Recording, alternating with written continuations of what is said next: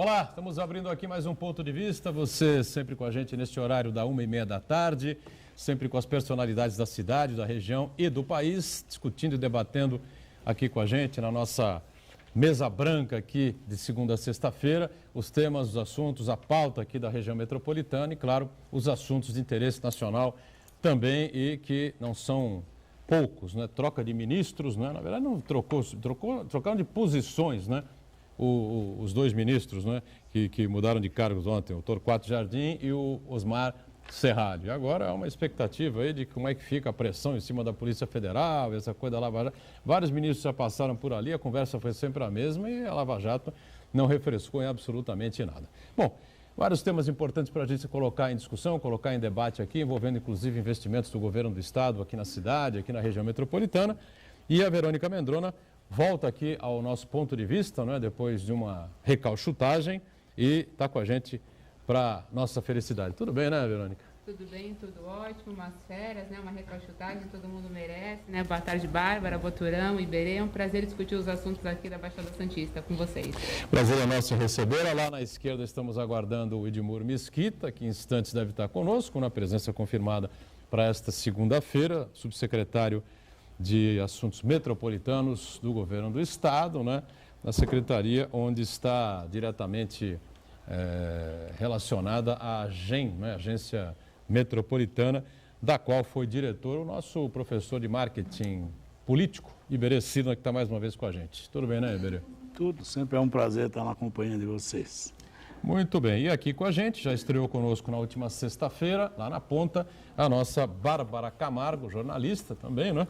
Acompanhando aí as nossas transmissões e a sua participação pelas redes sociais. Tudo bem, né, Bárbara? Tudo bom, boa tarde a todos, boa tarde, Edgar. Convido você que está em casa a participar aqui do Ponto de Vista pelo facebook.com/Ponto de Vista com o Edgar Boturão ou também pelo e-mail contato@pontodevista.tv.br. Muito bem, para você que está na reprise, boa noite, tá certo? Eu sempre digo aqui, já há bastante tempo, né, Verônica e Iberê, você que está à noite pode, ao longo do dia, já está aí com uma série de outras informações de acontecimentos que a gente aqui, 1h30, o programa começa às 1h30, termina às 2h30, a gente no ao vivo ainda não tem. Fica segunda-feira, enfim, o ritmo vai um pouco mais lento e tal, mas, né, alguém entendeu aí essa troca de posição de ministros do governo federal? Entendeu isso aí, Verônica Mendrona? Essa troca acho que faz parte, né? Agora, tudo que vier, você falou da questão das 8 horas, né? Quer dizer, realmente, outro dia eu estava ouvindo até na Globo News, né? Que a cada hora, sim, muda tudo. Acho que a cada meia hora muda tudo, né? Cada hora uma bomba nova, né? Cada hora uma nova bomba. Mas é o que você falou, de fato a Lava Jato está aí, vem com tudo. Eu acho que agora a gente não, sinceramente, não tem muito o que esperar, né? Ficou essa coisa semana passada, fica Temer, não fica, vai embora. Eu não vejo, sinceramente, o Temer ficando ou saindo, muita mudança para o país. Eu acho que agora é pensar no ano que vem. Eu acho que quem ficar, se ficar o Temer ou se não ficar, acho que acaba dando na mesma. Infelizmente, o nosso país aí vai precisar de um nome bom e forte para o próximo ano, para que o brasileiro tenha um pouco mais de esperança, de credibilidade. Só um dado para você, enquanto a gente...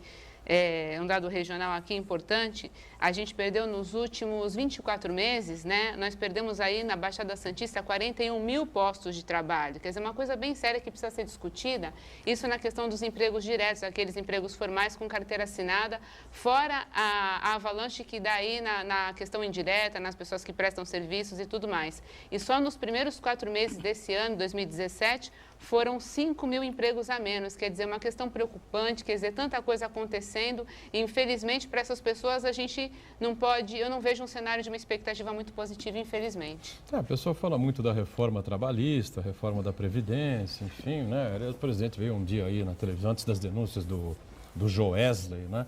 Da JBS das gravações aí envolvendo o presidente e o Joesley lá no Palácio do Jaburu, dizendo que a partir do momento que a reforma trabalhista seja resolvida e seja aprovada, enfim, os novos empregos surgirão, enfim, não é essa relação automática, não é? Não funciona bem assim, né? Mas o Iberê, ainda no tema anterior, entendeu aí essa mudança aí? O Osmar Serralho era ministro da Justiça, deixou de ser, né? E aí assume agora o Torquato Jardins, enfim... Eu acho, na verdade, que manteve aí o Serralho como ministro, transparência, né? É porque continua o foro privilegiado do rapaz da mala lá que está na vaga O do Osmar Serralho, Deputado aquele que ficou com 35 mil. Ele é suplente exatamente do Serralho. É, do Serralho, entendeu? E também tem uma outra coisa que preocupa, né? Acho que esta semana vence a medida provisória do Moreira Franco, que na verdade ele está sob medida provisória no cargo de secretário com status de ministro, para que tenha foro privilegiado. Então o Temer deve reeditar esta medida provisória para segurar, até porque ele também está na Lava Jato, né? Então, aliás, é difícil achar um que não esteja. É deputado Rocha Loures. Rocha Loures. Loures com Loures, eu fico meio confuso aqui. Então, no fundo, o que a Verônica, aliás, oi Verônica, tudo bem? Tudo bem, Berê? Estou pequenininha aqui hoje. A Verônica levantou essas coisas dos postos de trabalho. A gente tem que ficar muito consciente de que não existe mágica na economia. Ninguém faz no estalar de dedo que a economia como vendem às vezes pela mídia, a mídia está muito gozada, porque numa página aumenta o desemprego, na outra página dizem lá que as empresas estão se recuperando. Quer dizer, isso é um balaio de gato. O que eu tenho sempre como objetivo é que em 2008 a maior economia do mundo quebrou. Foi uma pequena quebra nos Estados Unidos. E aí o nosso presidente de plantão naquela época dizia que era uma marolinha, lembra? Não vai, é uma marolinha. Não vai aí a coitada daquela diretora do banco que foi demitida, né? Ele vivia um momento nunca antes vivido por um presidente da República na história do Brasil, né? Mas então, por mais que você mostrasse ali os dados e ela, por exemplo, fez essa previsão e perdeu o emprego, né? Tem mais essa. Porque o presidente dizia que era uma marolinha. Se a maior economia do mundo demorou 4 para 5 anos para poder respirar, imagina não vai ser, lamentavelmente, a nossa, que num estalar de dedo, por umas 2 reformas, vai resolver. Então, lamentavelmente, eu acho que nós ainda vamos amargar muito, muito, né, este fundo de poço aí que nós estamos vivendo. Isso é lamentável. Então, a minha preocupação qual é? É sempre que o Brasil parece que brinca. E eu descobri alguma coisa, viu, Eliseu, o Edgar, que é assim, eu acho que quando vira político, ele é abduzido por outro planeta. Eu acho que ele vira... Porque parece que político quando vira governo? Não, vira político, seja político. Ele parece que é abduzido por um outro planeta, porque ele fica numa outra esfera, discutindo, e o povo aqui assistindo e pagando impostos. É só isso que eu vejo. Então, eu não vejo lá se discutir nada, absolutamente nada, em prol do povo brasileiro. Nós estamos discutindo quem vai ser o presidente, se vai ser eleição indireta, a Lava Jato, a corrupção. No Brasil, avalia-se o crime pela forma e não pelo conteúdo. Já viu disso? Já, é verdade. Aí, o conteúdo mesmo é assim, não se está discutindo. Essa história do gravador, já questionaram até a fabricação do gravador. Não, é chinês. Veio da China, uma coisa lá ele gaguejou 3 vezes. Estamos pegando na forma e esquece o principal, que é o crime que foi cometido. Então, esse é o Brasil de agora. Quando sair disso, eu tenho um pouco de medo de afirmar. Eu também não quero ser pessimista, não. Mas ainda nós temos um bom calvário para passar, para poder respirar. E não vai ser com esse balcão de negócios que se transformou Brasília, desta forma, que nós vamos resolver o problema do Brasil. Olha, e quem anda chateado aí com toda essa situação, inclusive com a postura do partido que ele ajudou a fundar, não é? Há mais de 20 anos, 22 anos, 23 anos, enfim, é o ex-deputado federal e estadual, ex-prefeito de São Vicente, enfim, Coiu Irra, né? Deu uma entrevista de página aqui ao jornal A Tribuna, lamentando aqui os rumos que o PSDB vem tomando ultimamente, que fugiu do seu programa, né? E a discussão interna dizer que nos partidos políticos, a discussão interna hoje se resume a fisiologismo e ao caráter. O cara presta, o cara não presta, o cara ladrão, roubou muito, o cara meio ladrão, roubou mais ou menos e tal, não sei o quê. É mais ou menos isso que ele coloca aqui e não há mais discussão política, né? É um assunto interessante para a gente colocar na roda aqui, já na saia justa, o nosso subsecretário de Assuntos Metropolitanos do Estado, Edmur Mesquita, que nos dá o prazer e satisfação da presença aqui. Tudo bem, Edmur? Tudo bem, Edgar. Quero agradecer a oportunidade de estar aqui mais uma vez com vocês, com essa bancada aqui inteligente e também bonita, né? Pedir desculpas um pouco aqui pelo atraso, estou vindo de Guarujá e, bom, esse é um problema que eu tenho que buscar uma equação. A balsa hoje estava um horror, né? E acabei, infelizmente... Mas já pode cobrar o governador agora, Edmur. Você vai resolver isso, viu, Edmur? Esse é o problema que eu tenho que ajudar Enquanto a não resolver. tem ponte, enquanto não tem túnel, nós estamos aqui no século, acho que no milênio passado, né? Infelizmente. Mas o Coiú está bravo, hein, Edmur? Não sei se você tem conversado com ele ultimamente. Está chateado, parece entristecido aqui, o veterano Coiuíra, 76 anos de idade, criticando aqui o próprio PSDB, né? Na entrevista de página ao jornal A Tribuna. As coisas estão meio viradas do avesso, eu não sei o que eu gostaria que você falasse um pouco sobre essa situação toda que nós estamos vivendo, enfim, e sobre a posição propriamente dita do próprio partido seu hoje, que é aliado ao governo Temer e tem uma missão difícil agora, né? Claro. Claro que a gente está vivendo um momento, do ponto de vista de uma crise institucional, das mais graves que nós temos conhecimento na história republicana. Claro que nada deve ser justificado a partir desta crise, mas, como dizia sempre o velho Ulisses Guimarães, com a sua sabedoria, Sua Excelência, o fato.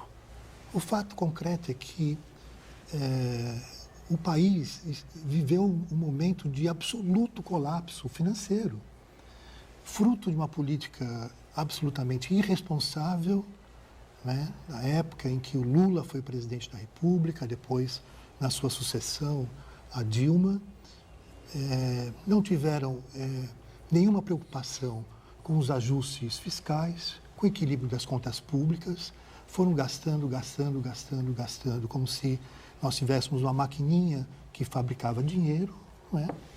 E a partir, portanto, dessa política de absoluta irresponsabilidade fiscal, acoplado a isso, nós tivemos problemas graves em termos de relações éticas, não é? Entre o Estado e a sociedade. Aliás, esse é um problema do Brasil que eu diria estrutural. A grande diferença hoje não, quer dizer, quando alguém compara o Brasil com os Estados Unidos, né, qual é a diferença interessante e essencial? Os Estados Unidos, quem acabou criando o Estado foi a sociedade. O Brasil não, foi o contrário. O Estado é que criou a sociedade. Isso fez uma diferença brutal do ponto de vista cultural, de valores, do exercício da democracia e etc. Bem, infelizmente, o Brasil hoje se vê diante de uma crise, portanto, sem precedentes na sua história e com enormes dificuldades de construir a sua solução.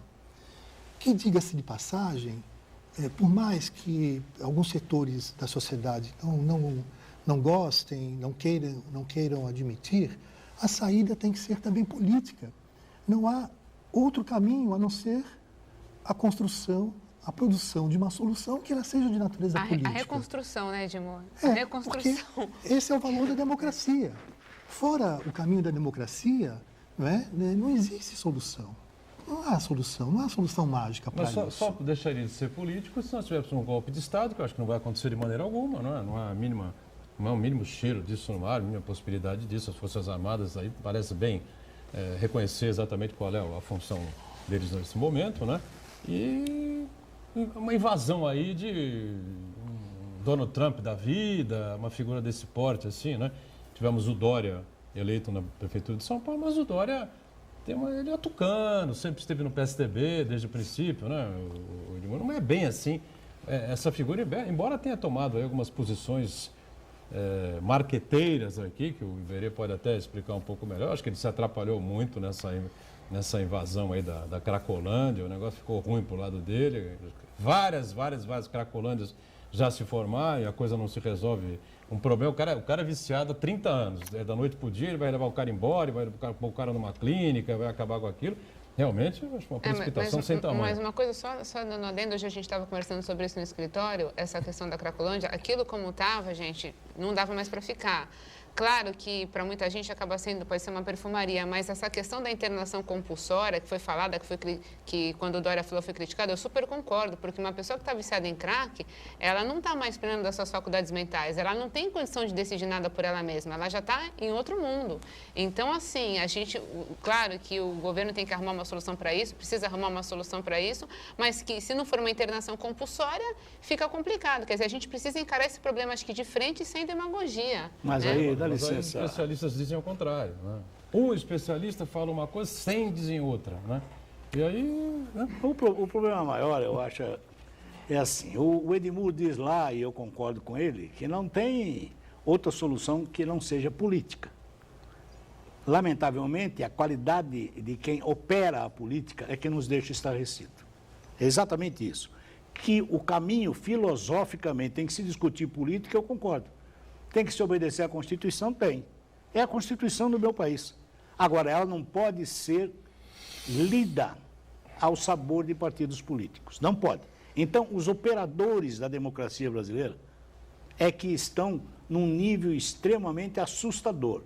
Não é o processo. E é bom que se diga que democracia não é um sistema, é um processo evolutivo.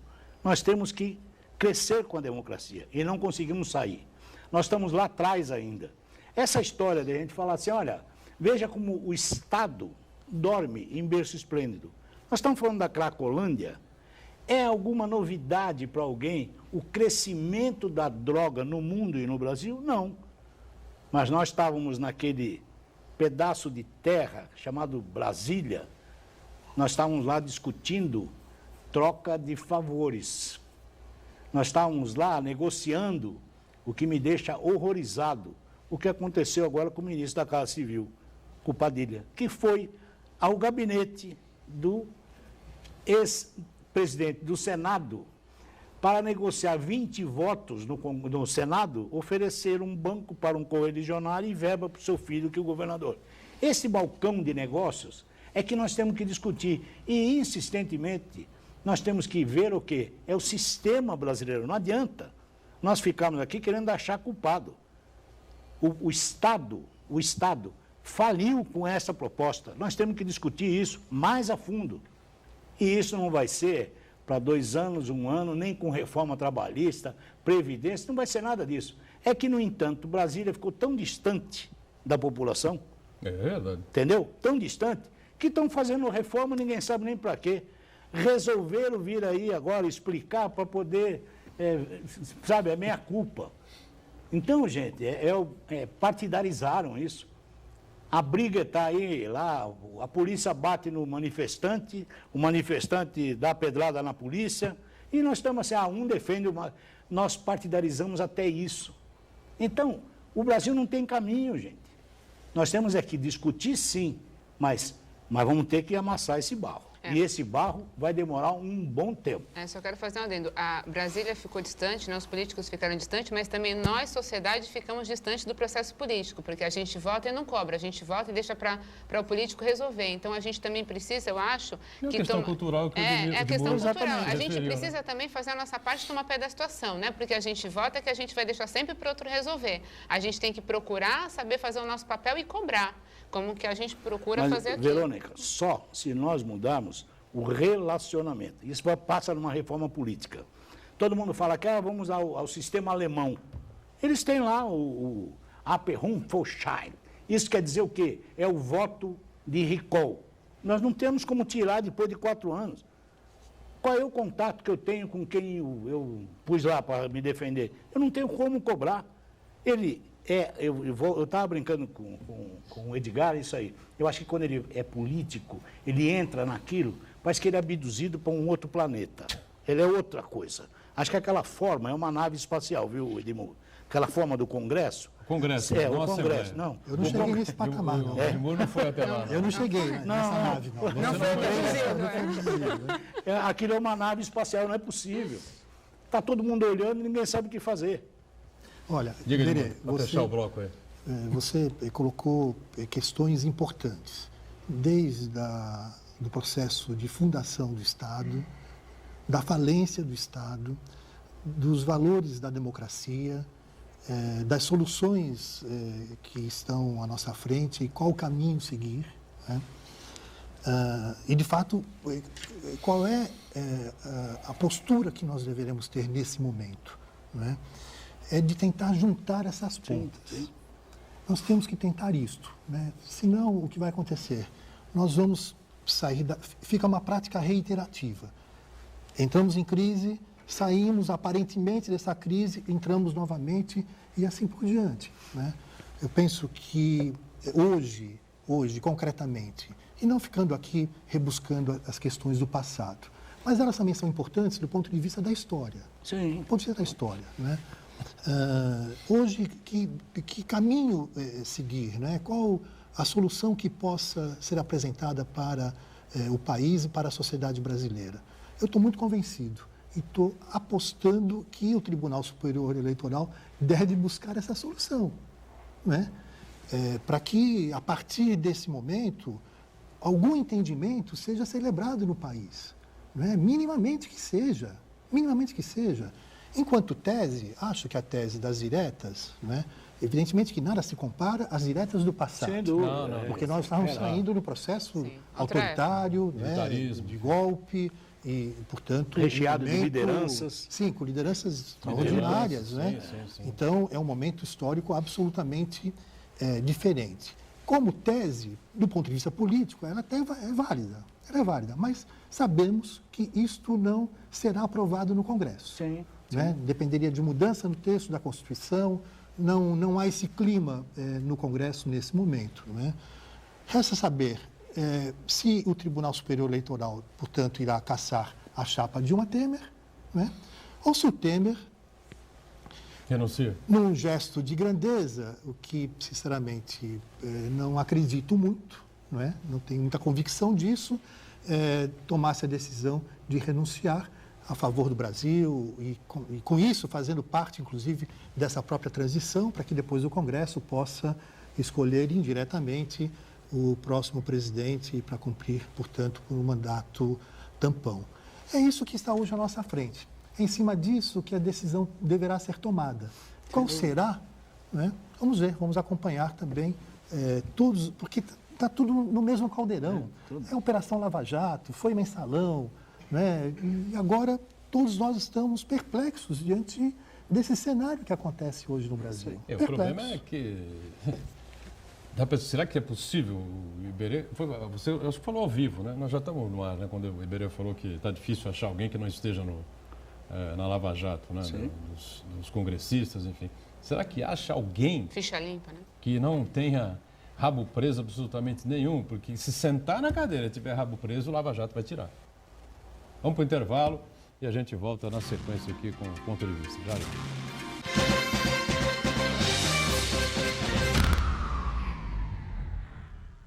Existe um lugar em Santos onde você encontra os empreendimentos mais fascinantes da região. Um lugar amplo, aconchegante, feito para oferecer o melhor atendimento para você. Um lugar que reúne as melhores opções residenciais e comerciais nos bairros mais nobres de Santos. Um lugar que a gente nem precisava dizer, porque você já sabe. Central de Vendas Grupo Mendes, Rua Guaiaó 55, Aparecida. Venha fechar um bom negócio para abrir as portas do seu novo lugar. Se o político não mudar, se o político não chegar mais perto da população, dificilmente nós vamos mudar esse Brasil. O PR, à frente do Ministério dos Transportes, sempre esteve ligado à população, sempre ouvindo o pessoal na rua. A missão do PR hoje é conectar as pessoas com a política. A política está muito distante da nossa população. Partido da República, para reconectar a política com o Brasil. Sobre o quê? Do rendimento das novas contratações do Santos? Da atitude da prefeitura diante a greve? Não, do último atentado islâmico da semana. Então a gente vai falar da Briosa, do campeonato. Então vamos falar o que está rolando esse mês em Catarse. Pô. O que eu ia falar é que o Santa Portal tá de cara nova, mas acho que já tá a par da novidade, né? O Santa Portal está de cara nova. Confira tudo o que acontece na Baixada Santista, no Brasil e no mundo em santaportal.com.br.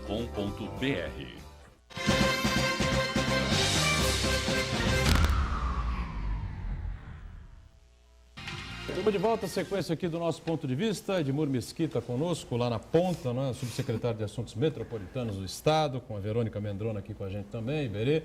E lá na nossa outra ponta, a Bárbara Camargo, acompanhando aí a nossa participação, as redes sociais, enfim, né? Então, crise política no país gera problemas, gera dificuldades, né? Já poucos investimentos, uma retração enorme, já não é de hoje, crise econômica.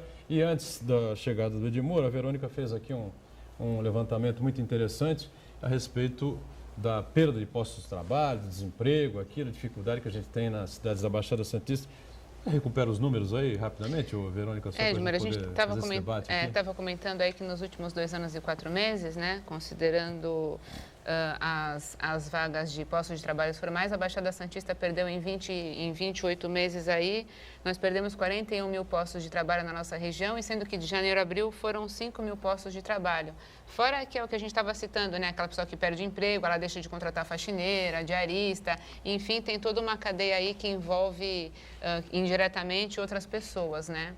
E, somado a isso, a gente tem os problemas na nossa região de problemas de expansão em relação ao solo, porque além do pouco solo que a gente tem aí cerca de 140 quilômetros na Baixada Santista aí para serem ocupados, do tamanho de uma Guarujá, mas que a gente tem tantos entraves ambientais que é difícil a gente conseguir aí na nossa região um projeto que a gente, de expansão econômica. A gente vê o Andaraguá lá em Praia Grande, aí quase 10 anos que o Mourão vem trabalhando em cima disso, e toda essa dificuldade que a gente tem. E a gente queria saber como é que você vê esse cenário também aqui na nossa região. Olha, primeiro, é claro que com uma certa preocupação, na medida que nós precisamos ter ações afirmativas para desatar esses nós, né? Por outro lado, vejo também com uma certa expectativa e com um pouco de esperança, na medida em que hoje nós temos uma região absolutamente unida do ponto de vista político, né? Digo político lato sensu, né? Apesar de que, até do ponto de vista partidário, sim, dos 9 municípios, 7 são administrados pelo PSDB, e São Vicente vale a metade, porque a vice também é do PSDB, né? Mas é claro que isso... Também, né? Que é aliado. Sim, nós ajudamos, né? Nós ajudamos a vitória do prefeito de Guarujá no segundo turno e foi somente o nosso apoio que mudou o jogo também em Guarujá. Então é praticamente 100%. Né? 100%. É praticamente 100%. Né? Então acho que esse espírito de união que nós temos hoje é muito positivo, é altamente positivo. É algo que nós nunca tivemos ao longo desse período, desde quando a Baixada Santista se transformou em região metropolitana. Iberê atuou diretamente na agência metropolitana. Você também, né? Eu também já tinha sido diretor executivo da agência metropolitana, também como foi o queridíssimo amigo Coiu Irra, que hoje dá essa entrevista ao jornal A Tribuna. Mas então hoje nós temos, eu diria, um cenário mais positivo do ponto de vista da união. O que nós estamos pretendendo olhar nessa visão de futuro dentro de uma perspectiva de médio e longo prazo, ou seja, de forma estratégica, é definir, afinal de contas, quais são as nossas prioridades, não é? Nós vamos desatar um nó até o final deste ano que será muito importante e que servirá de exemplo para São Paulo e para o Brasil. É a questão da destinação final do lixo. Esse é um tabu, né, Iberê, já de tantos anos, não só para nós, né, mas como de resto também para todo o país. Nós fizemos um contrato com o IPT, na época, inclusive, quem participou diretamente desse convênio com o IPT foi o Tércio Garcia, ex-prefeito de São Vicente, uma belíssima figura que nos deixou precocemente, não é? E ele teve um papel importantíssimo como diretor do IPT na elaboração deste protocolo que foi celebrado. O Estado definiu 3 regiões, 2 regiões metropolitanas e um aglomerado urbano, como regiões prioritárias para que, então, esse processo seja desenvolvido, né? Da definição de uma política voltada para a destinação dos resíduos sólidos.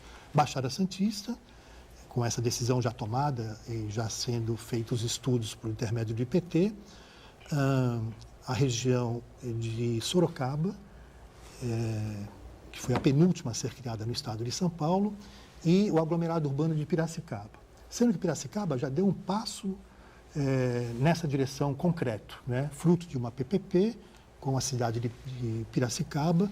Hoje existe uma empresa que atua na queima dos resíduos sólidos da cidade de Piracicaba. Qual o nosso papel nesse momento? Fizemos a reunião do Conselho recentemente. O prefeito de Piracicaba, Barjas Negri, é o presidente do Conselho, e avançamos na direção de que essa empresa poderá atuar junto aos demais municípios da região de Piracicaba, que é composta por 23 municípios. Aqui na Baixada Santista, portanto, demos esse passo, e Sorocaba nós estamos também trabalhando nessa perspectiva. Acho que a partir, estou dizendo isso como exemplo, né? A partir desse exemplo é que a gente vai estar construindo essas prioridades aqui para a Baixada Santista. Acho que demos respostas altamente positivas em razão de demandas históricas dessa região, o caso do transporte, mas recentemente por conta da implantação do VLT, né? Que é um modal moderníssimo. O transporte naturalmente é o veículo de maior integração que a gente possa criar numa região metropolitana, pelo fato daquilo que a gente sempre conversou, né? As pessoas moram em Santos, trabalham em Guarujá, em São Vicente, têm família em Peruíbe e assim por diante. E vamos expandir esse trabalho do VLT, né? Na sequência, terminada essa fase agora do Porto, nós vamos até a área continental de São Vicente, que é considerada a 10ª cidade da região metropolitana, da Baixada Santista, né? E depois, aí sim, vamos estudar para saber qual será o próximo caminho, seja no caso, para o litoral, no dia né? 13, a MTU vai ou aqui abrir para a os região do envelopes, Guarujá, né, Cubatão. Então. A MTU vai abrir os envelopes aqui no próximo dia 13 das propostas das companhias interessadas em elaborar estudos para o trecho Conselheiro Nebias Valongo, né, do VLT.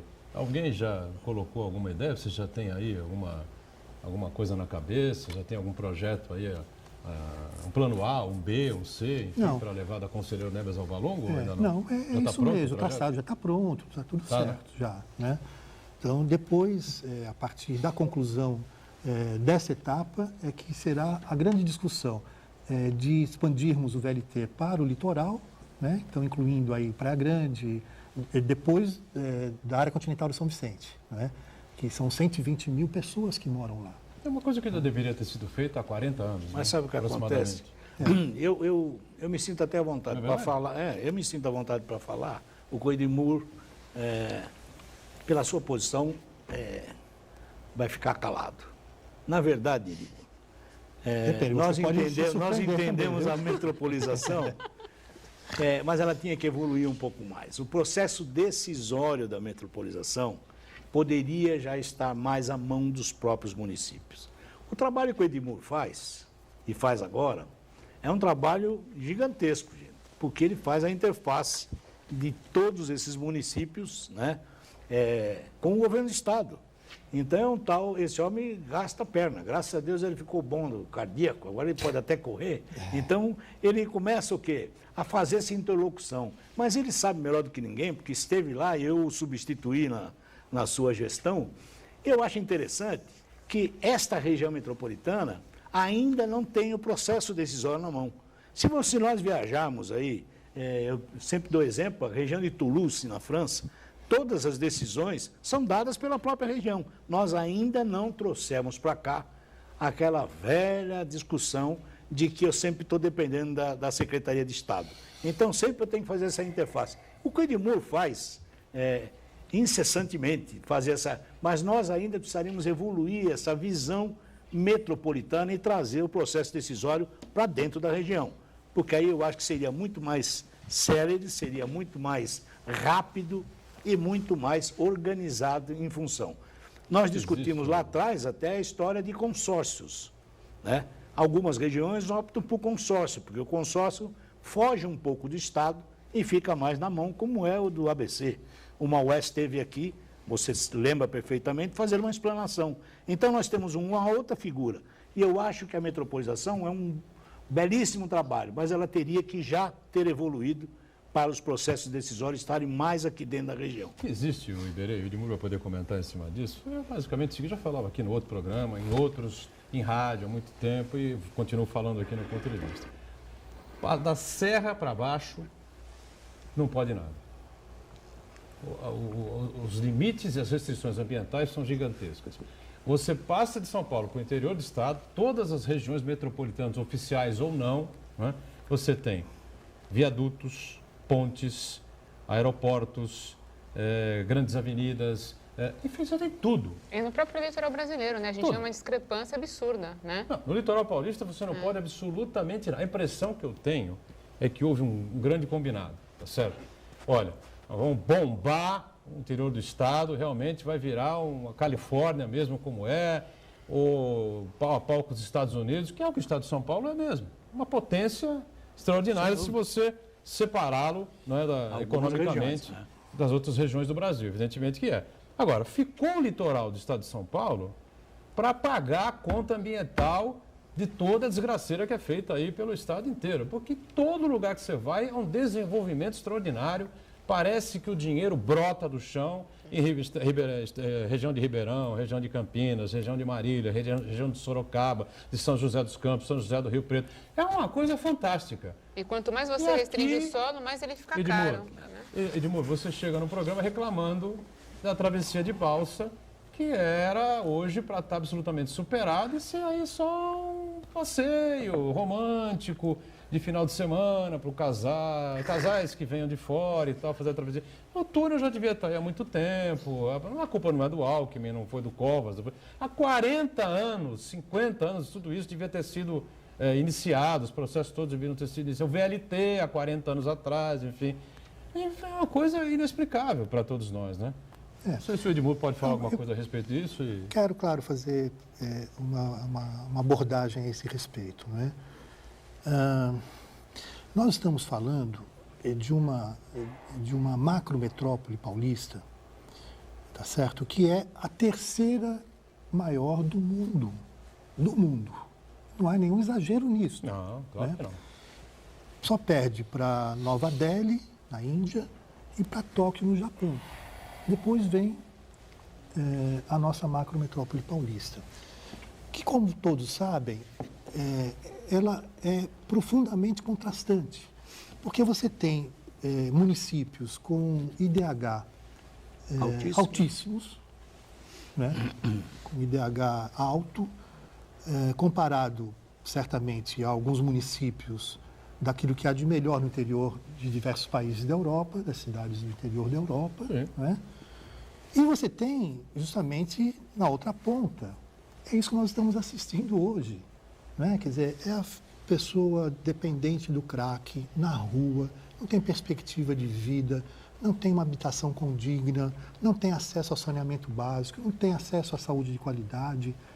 Os problemas hoje do Brasil são de tal patamar, estão em tal patamar e são de tal envergadura que precisamos, né, de alguém que elabore isso com a sociedade e que tenha o peso político da sociedade para a tomada de decisões, não é? Bom, quero dizer com isso o quê? Que os desafios, portanto, que estão à nossa frente são enormes, não é? Acho também que nem tanto ao céu, nem tanto à terra. Passos importantes estão sendo dados, né? No caso da abordagem que foi feita aqui pelo Iberê, né? A respeito dessa chamada governança metropolitana, por que não temos mais autonomia, por que não fazemos mais investimentos, etc. Né? Eu acho que nós estamos dando um passo nesse momento interessante, né? Que vem a ser a elaboração do chamado Plano de Desenvolvimento Urbano Integrado, PDUI, que decorre do Estatuto da Metrópole, que foi sancionado em janeiro do ano passado e que fixou novas diretrizes para o planejamento regional. Sim. Né?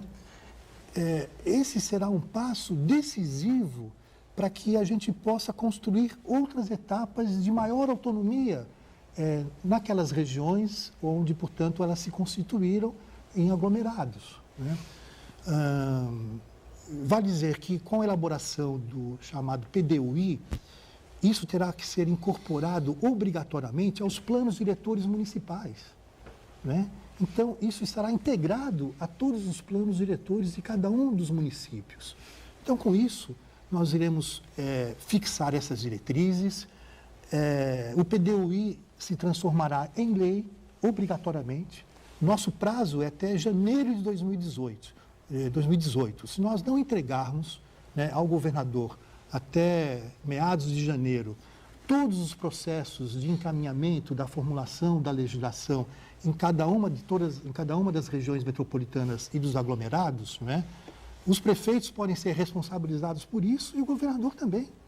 Pela primeira vez, se debate, portanto, o futuro dessas regiões, tendo em vista uma legislação que se transformará em lei. Então, essa é uma expectativa, eu diria que todos nós estamos profundamente apreensivos, temos tido uma relação com todos os prefeitos muito interessante, com o Ministério Público também, que irá acompanhar tudo isso, né?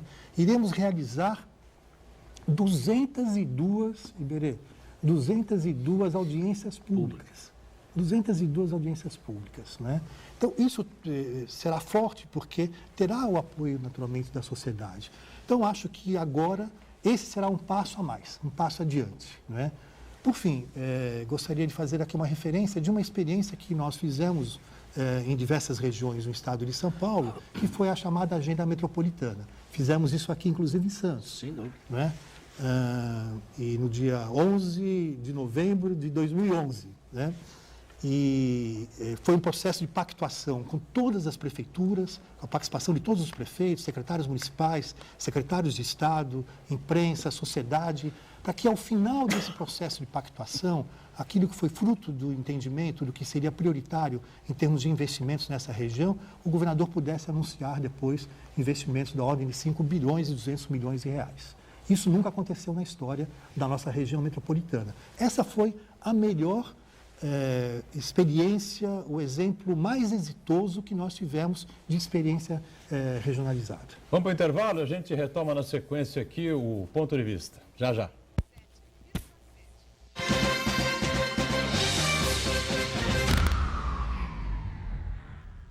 Existe um lugar em Santos onde você encontra os empreendimentos mais fascinantes da região. Um lugar amplo, aconchegante, feito para oferecer o melhor atendimento para você. Um lugar que reúne as melhores opções residenciais e comerciais nos bairros mais nobres de Santos. Um lugar que a gente nem precisava dizer, porque você já sabe. Central de Vendas Grupo Mendes, Rua Guaiaó 55, Aparecida. Venha fechar um bom negócio para abrir as portas do seu novo lugar.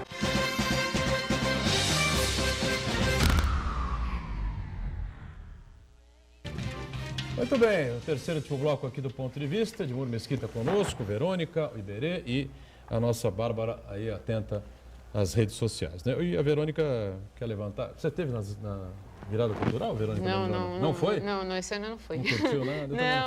Não, mas a programação foi legal. Não, o que eu queria perguntar para a Edmur é assim, a virada cultural aconteceu em 22 cidades do estado de São Paulo, é 0,03% do estado que tem 645 municípios. Eu acho bem pouquinho, muito irrisório, então gostaria de saber se há uma possibilidade de ampliar isso para outras cidades. E na Baixada Santista, ela geralmente acontece em Santos. Eu sei que também tem uma participação das prefeituras na questão aí de infraestrutura e tudo mais, mas também queria saber por que a gente também não pode, nos outros anos, ao invés de fazer em Santos, privilegiar outras cidades como São Vicente, Praia Grande, Guarujá, enfim. Essa era uma pergunta. E a outra... Deixa eu responder tá, essa então aí, tá, que depois tem outra. Senão eu fico aflita, eu quero perguntar um monte de coisa. Vai dar uma confusão aí, um tilt geral. Né? Olha, a virada cultural, ela, na verdade, teve a sua criação no governo de José Serra, quando o Serra foi prefeito de São Paulo. Ela começou como um projeto na cidade de São Paulo, né? Sim. Depois, quando o Serra assumiu o governo do estado, ele expandiu isso para algumas regiões do estado de São Paulo. É virada porque vira a noite toda. Exatamente. Programação contínua. Vamos dizer que, né? O Serra adorava, virada. Essa virada, né? Quando ele esteve aqui em Santos, o Papa era prefeito. Quando ele veio aqui a Santos... o Serra é notívago, para quem não tem essa informação. Né? Ele chegou aqui por volta das 11h30 da noite, mais ou menos. Serra. Foi embora às 6 da manhã. A gente foi no Teatro Guarani, teve lá um movimento cultural interessante, de música, um show legal e tal. E depois nós fomos jantar no Almeida. Isso depois, o quê? 4 horas da manhã? De madrugada, né? E depois ele ia para Mogi das Cruzes. Acompanhar lá uma atividade cultural dentro da virada. Não devia ser 4 da manhã, 2 horas, 2 e pouco. Por aí. E, mas só para justificar que o projeto ele nasceu, portanto, com um objetivo junto à cidade de São Paulo. Quando eu fui diretor executivo aqui da Agência Metropolitana, eu realizei essa experiência. Nós fizemos a nossa virada cultural, que não dependeu do Estado. Nós fizemos com os artistas daqui da região, né? Portanto, aproveitando aquilo que há de melhor nas suas mais diversas manifestações, da música, da fotografia, das artes plásticas e assim por diante. E foi muito interessante. Isso uniu a região, porque a cultura também é um instrumento de identidade de uma região. Sim, né? sem dúvida. É fundamental. Então, essa foi uma experiência muito interessante. Agora, com essa mudança que nós estamos realizando da agência ir para a cadeia velha, eu participei de todo esse processo de negociação com o movimento cultural, com o governo de São Paulo, com os governos municipais, nós poderemos retomar essa possibilidade, não é, de estendermos a virada cultural para a região como um todo. Então, desde Peruíbe até Bertioga, e fortalecendo e abrindo canais de participação para, naturalmente, os artistas daqui da região. Então, espero que ano que vem as outras cidades também possam contar com mais atividades aí, gratuitas e de qualidade. Agora, é interessante, Verônica, também destacar... Agora, é centralizar em Santos e ter atividades em outras cidades, ou cada virada cultural ser sediada por uma cidade? O que seria melhor? Deixa eu só... Eu acho que nós estamos evoluindo um processo cultural do que é um ser metropolitano. Então, toda vez que a gente fala Santos, né, por exemplo... Tem um cidadão que eu conheço, meu amigo, que o principal para ele é o Tocando Santos. Entendeu? Tocando Santos. Já escutou da história? Tem um Tocando Santos. Tem um rapaz que eu... Assim, meu amigo, jazz sinfônico. Que não tem jeito, é Tocando Santos. Mas essa história do Tocando... Criou, né? Criou. Ora, nós temos é que trabalhar... 23 anos, né? Nós temos é que trabalhar o quê? Temos que trabalhar a consciência metropolitana. Porque aí ela não apoia nem A, nem B, nem C. Nós temos a região metropolitana. Se discutia lá atrás carnaval metropolitano. Fizemos uma vez. Já fizemos uma vez. Ora, na verdade é evoluir para isso culturalmente, entendermos que isso é uma região metropolitana. E aí eu acho que atende o que a Verônica está dizendo. Não é Santos, não é Guarujá, não é Bertioga, não é nada. É a região metropolitana. Essa experiência da virada que nós fizemos aqui na Baixada, ela foi justamente a partir do quê? Primeiro, do levantamento de um censo cultural realizado em todas as cidades. Então, o que cada cidade dispõe, do ponto de vista de equipamento cultural, né? Depois, também do ponto de vista da sua política cultural, que está sendo desenvolvida em cada cidade. A partir de todos esses dados e informações, nós fizemos o chamado corredor cultural. Então, por exemplo, a Orquestra Sinfônica daqui da cidade de Santos, que tem o Guga como seu maestro, um grande amigo, então se apresentou em Peruíbe. A Banda Sinfônica de Peruíbe, que é uma banda premiada, etc., se apresentou aqui em Santos ou em outra cidade. Então nós fizemos essa troca de experiência. Um intercâmbio cultural metropolitano, mais ou menos. Isso que é o mais importante, né? Você fazer essa troca, né? E, sobretudo, valorizando, portanto, esses artistas regionais. Muito bem. Agora a Verônica vai cobrar o Edmur sobre os investimentos ainda... O Estado devedor aqui aos investimentos da saúde, os repasses. Exatamente. Hoje a gente leu na tribuna, hoje estava lá na tribuna, na coluna do Dia a Dia, falando que a Diretoria Regional de Saúde está realizando um mapeamento das necessidades de média e alta complexidade para cobrar os recursos federais.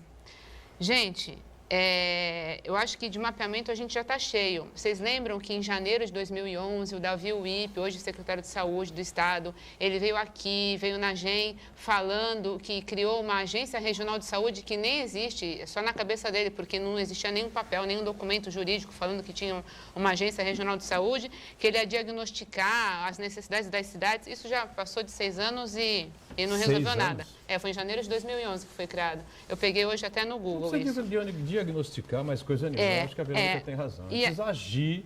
Precisa repassar os valores porque, olha que só, repassados. Eu acho que é legítimo a gente cobrar tudo que é dinheiro possível do governo federal, do governo estadual, seja lá de onde for. Mas, por exemplo, a verba de média e alta complexidade complexidade do Estado, né? Na verdade, o Estado, pela lei do SUS, ele tinha que ficar com 48% desse dinheiro aliás, desculpa, ele fica com 48% desse montante, quando ele deveria ficar com, no máximo, 30% e repassar aos municípios para que cuidassem dessa questão de média e alta complexidade. Então, não é isso que acontece. Nesses últimos 12 anos, então, foram tirados dos municípios, deixados de ser colocado nos municípios, cerca de 16 bilhões de reais. Um bilhão e pouco por ano, né? E a gente vê aqui, infelizmente, a questão da nossa região.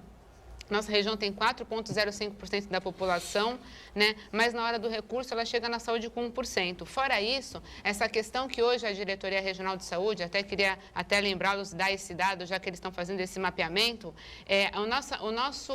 nossa média per capita, quando a gente fala de média e alta complexidade, a Baixada Santista fica com R$ 136,65, quando a média do Estado de São Paulo é 189 e a média nacional é 181. Então, Edmur, eu gostaria que você cobrasse. A gente precisa que o Estado coloque mais dinheiro na saúde. O nosso gargalo é sabido que são nas internações. Prova disso é que quando a gente vai olhar as internações do SUS, em 2015, de 2015 para 2016, nós perdemos aí 8.779 internações, quer dizer, é um caso bem sério que a gente precisa olhar com bastante atenção. Não, de 2015 para 2016, nós perdemos 8.979 internações. Deixamos de internar. Quer dizer que 8.000 pessoas não foram internadas? Não foram internadas em relação a 2015. O que aconteceu com elas? A torneira fechou, morreram. Não deu, foi o que o sistema conseguiu colocar aí, em 2015 nós internamos na nossa região, pelo SUS, tivemos 74.776 internações.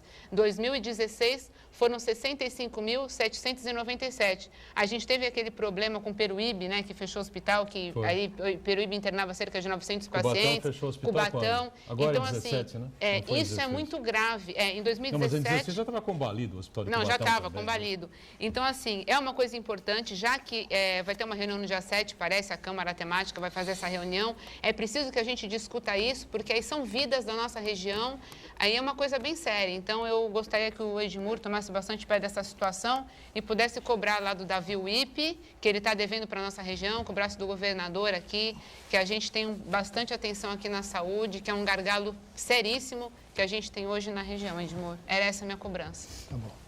Mas nós temos que cobrar a rigor do governo federal. Não, vamos cobrar de todo mundo. Do governo federal, principalmente do governo federal. Veja bem, Verônica, primeiro, quando você fez a referência a respeito da agência criada pelo Davi Uip, quando ele apresentou essa ideia, não é que seria criada uma agência nos moldes de uma agência metropolitana ou de outras agências existentes no Estado. Aquilo tinha um caráter muito mais simbólico, né? Como nós temos hoje o chamado GAMESP, na área de segurança pública, que é um gabinete de ações metropolitanas estratégicas de segurança pública. Esse GAMESP, ele é composto pelos prefeitos de todas as regiões metropolitanas e dos aglomerados também, é composto pelo Ministério Público, pelo diretor do fórum, pelo representante da Polícia Federal, pelo representante das áreas sociais, de cultura, lazer, esportes, enfim, nós juntamos um gabinete integrado, que não significa que tenha um espaço físico como esse e que ele se reúna nesse espaço físico, né? É a representação do que, naturalmente, isso significa. E esse GAMESP, ele é coordenado pelo secretário adjunto de Segurança Pública, né? Papel importante nesse GAMESP. Eu estou dizendo isso para fazer uma associação com relação à ideia que o Davi Wip apresentou na questão da agência, né? A rigor, ele queria ter criado um fórum de debate permanente com os secretários municipais de saúde, como isso tem sido feito. Isso tem sido feito, né? Bem, eu acho que as decisões que foram adotadas nessa área específica da saúde são decisões interessantes, porque deu início a um processo de debate dentro de uma visão estratégica também com relação à saúde. Não é só a questão do recurso. Aliás, quando o Serra foi ministro da Saúde, ficou evidente que o problema de saúde no Brasil não era tão somente a questão financeira, era a questão de gestão, né? O Serra foi um gestor extraordinário, imagina, ele foi considerado pela ONU como o melhor ministro de saúde do mundo, alguém que é economista, né? Um pouco isso vale aqui para São Paulo, na medida em que a preocupação do Davi Wip foi justamente essa, né? Nós temos que descentralizar o atendimento na área da saúde. Então, nós temos que fortalecer o quê? Temos que fortalecer o Litoral Sul, por intermédio de Peruíbe, na retomada do seu hospital e na construção do AME, que foi uma política desenvolvida na gestão passada. No caso de Itanhaém, e Peruíbe atende ali parte do início do Vale do Ribeira, inclusive, né? No caso de Itanhaém, daqui a pouco será inaugurado o novo hospital de Itanhaém. Né? Para quê? Para atender todo o litoral sul, né? Depois, temos essa solução também de forma conjunta com relação a Cubatão, que foi uma gestão desastrosa, sob todos os aspectos. E daí, então, o fechamento do hospital, né? Essa solução... Peruíbe também fechou, né? Peruíbe já em 2015, 2016 não conseguiu internar ninguém. Sim, mas aí o Estado, então, tomou essa decisão no caso de Itanhaém, que vai atender todos os municípios do litoral, e construiu o AME em Peruíbe, que foi uma decisão importante, né? O AME atende a cirurgias de pequena complexidade e de exames, né?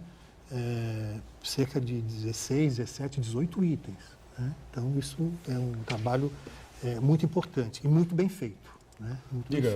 Só para concluir isso. Então, no caso de Santos, aqui o Hospital dos Estivadores, o Estado está todo mês colocando aí também, né, a sua colaboração no Hospital dos Estivadores, que atende a região inteira. Fortalecer a Santa Casa. Guarujá, criamos lá, demos as condições para o Hospital Santa Amaro, né, para melhorar também o seu trabalho.